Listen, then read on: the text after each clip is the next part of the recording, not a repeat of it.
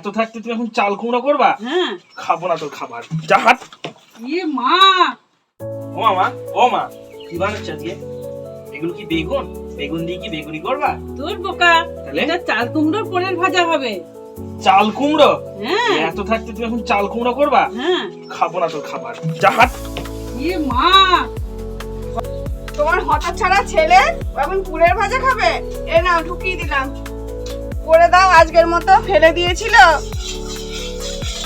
চাল কুমড়োর মধ্যে পুর দিয়া এটা ভেজে নাও।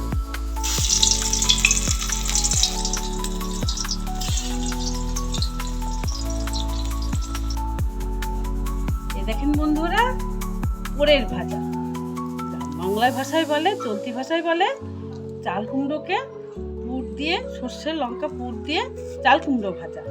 খেতে খুব সুন্দর লাগে, আপনারা একবার ট্রাই করে দেখুন, খুব সুন্দর লাগে খেতে।